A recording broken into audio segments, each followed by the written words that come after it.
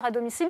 Et aujourd'hui, vous allez voir, nous allons en Charente-Maritime, terre d'élection du sénateur socialiste Bernard Lalande. Alors à quelques kilomètres de La Rochelle, justement, où eh bien, certaines initiatives permettent justement de redynamiser les centres-villes. C'est un reportage de Flora Sauvage.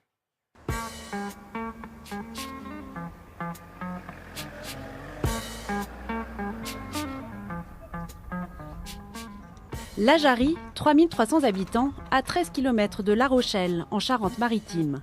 Pendant 2 ans et demi, ses habitants ont dû se passer de boulangerie. C'est grâce à la volonté de la mairie que David Ojard a pu implanter sa boulangerie-pâtisserie en plein cœur du bourg. Sur une route principale comme Clavette, on capte plusieurs communes. Donc on passe, on s'arrête, que dans la Jarrie, c'est la clientèle de la Jarrie qui vient. On travaille davantage le samedi et le dimanche. La semaine, c'est un peu plus dur parce que les gens, par rapport à leur travail, s'ils travaillent sur La Rochelle, ils prennent leur pain sur La Rochelle, ils les rentrent directement. Maire de la Jarrie depuis 2002, David Baudon s'est personnellement investi dans la revitalisation du bourg. Il fallait éviter à tout prix que cette commune devienne une ville dortoir. Pour être très honnête, ça n'a pas été simple. On a eu la chance de tomber sur des porteurs de projets, sur des investisseurs de qualité, que ce soit au niveau de la boulangerie-pâtisserie, de supermarchés, qui a été réimplanté en plein cœur du centre-ville, alors que toutes les logiques nationales visent à les implanter soit dans des zones, soit sur des zones de flux. Cette grande enseigne a fini par accepter de rouvrir un supermarché en plein centre-ville, accessible à pied. 2 à 3 000 personnes fréquentent ce magasin quotidiennement. Moi, ce que j'aime dans mon métier, c'est dire bonjour à tous les gens tous les matins, et pour ça, il faut être un commerce de proximité. C'est-à-dire que si on est demain sur un grand axe et qu'on devient un gros supermarché ou un gros hypermarché, on perd cette démarche de proximité. En partenariat avec les élus locaux, on a initié une nouvelle démarche de revitalisation du site. Et donc, on a fermé l'ancien site, construit un nouveau site, donc qui est le site actuel, tout en respectant les préceptes de la commune et nos convictions propres de centralité, quoi. Pour Bernard Lalande, sénateur de Charente-Maritime, il faut une réelle volonté politique pour lutter contre la désertification des centres-villes. On ne peut pas vouloir une redynamisation si quelque part l'État, les collectivités régionales et départementales n'accompagnent pas les élus locaux dans cette redynamisation. Une toute petite commune ou un petit centre-bourg n'a pas les moyens, à lui tout seul, de pouvoir faire face à ce qu'est véritablement une redynamisation. Bonjour, mesdames. Aujourd'hui, la Jarrie compte 5 commerces de proximité. Le salon de coiffure de Valérie a quitté une petite ruelle pour un emplacement sur la place de la mairie. Si je ne trouvais pas de local avec David pour m'installer, j'aurais quitté la commune parce que j'avais besoin de progresser. Ça faisait 6 ans que j'étais là-bas et j'avais vraiment envie que mon entreprise... Et le fait de vous déplacer, il y a une augmentation de la clientèle ? Oui, et en plus j'ai fait de cette opération 3 choses, c'est-à-dire un salon de coiffure, un bureau pour un artisan du bâtiment, qui se situe donc juste là, derrière, et là-haut, un T3 que je loue à une jeune femme jarrienne qui a 2 enfants et qui est très heureuse. Ça, c'est-à-dire que quand une municipalité s'occupe de redynamiser, la population joue le jeu parce qu'elle retrouve le service en fait directement. On a choisi la commune parce qu'il y avait des commerces, parce que voilà. Enfin, on ne serait pas venu parce qu'il y avait la gare aussi pour mon mari aller travailler. C'est ça. Pas installé. Très bien. Pour les habitants, le bilan est positif. Lucette a vécu plus de 30 ans à la Jarrie. Après en être partie, elle revient s'installer dans le bourg. J'ai trouvé une petite maison super sympa. Je trouve que la Jarrie a triplé. C'est très dynamique. Et depuis 2 ans, la Jarrie compte même son restaurant étoilé. Le bâtiment, propriété de la commune, a été aménagé avec l'aide financière de la région et du département.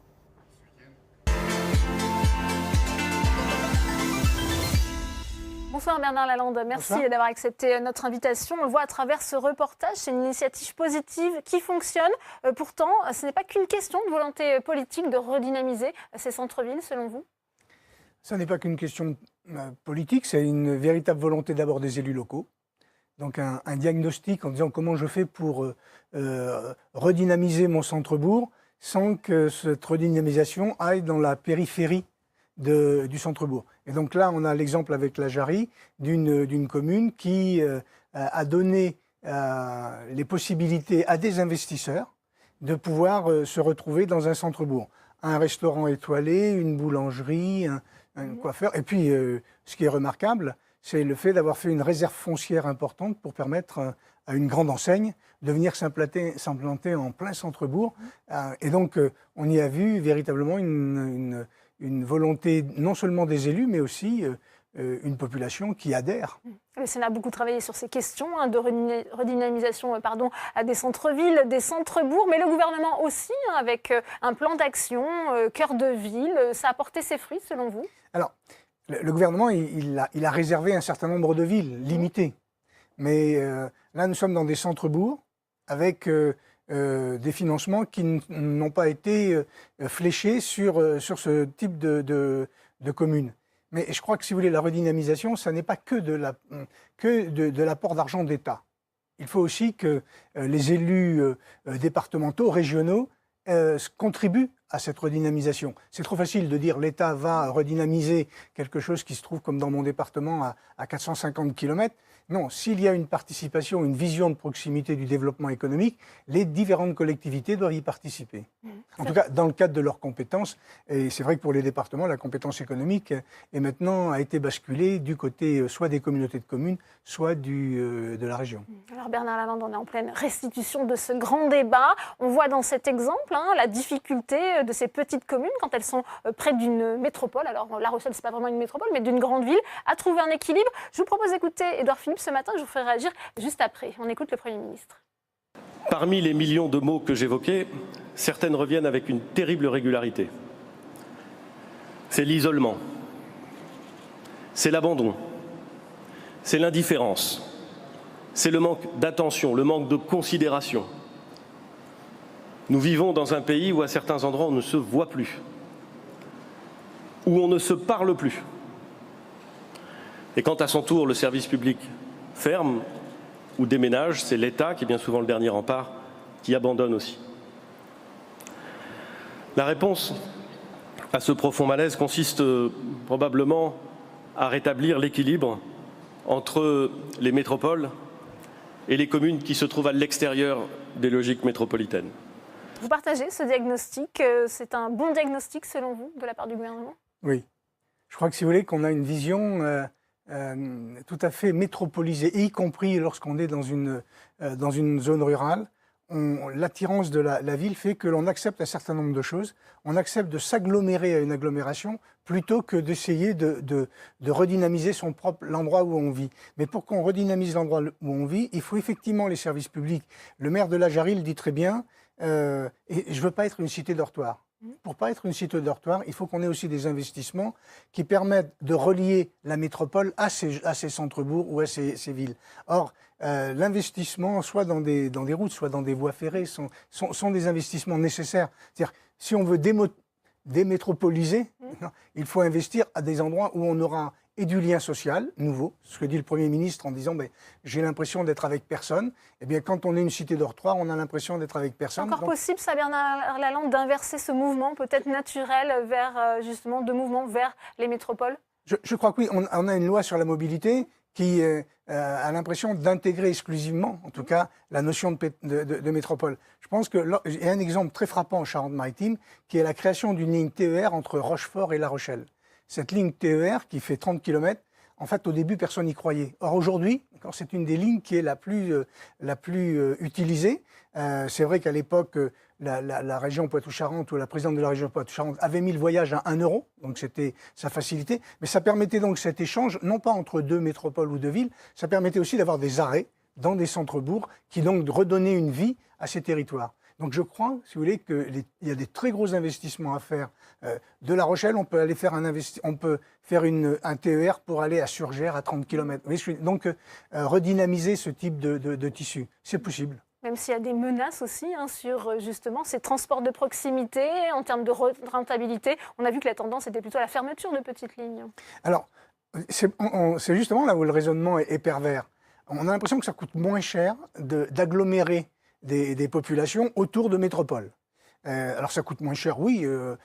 Et d'ailleurs, on nous oppose que lorsque l'on veut, par exemple, créer une zone économique dans un territoire rural, on a toutes les contraintes liées à l'environnement, mais on n'a pas ces mêmes contraintes lorsqu'on agglomère des populations autour des métropoles. D'un seul coup, on trouve les terrains, on trouve les possibilités. Donc voyez-vous, je crois qu'il y a, et je pense que la restitution du grand débat, et ce que dit le Premier ministre, il a raison. Donc ça aurait été positif, ce grand débat, mais en oui, Irlande ? moi je trouve que, si vous voulez, le fait de dire que tout est nul, parce qu'on a peur de la réponse. Non, il y a des centaines de milliers de personnes, des millions de personnes qui se sont exprimées. Bon, c'est un véritable test et moi je trouve que c'est important d'abord qu'il y ait une restitution et puis bien évidemment tout le monde n'aura pas satisfaction. Même si ça crée beaucoup d'attentes et peut-être de la déception aussi. Oui, mais ce qui est important, c'est de savoir quelle est l'attente collective et pas l'attente individuelle.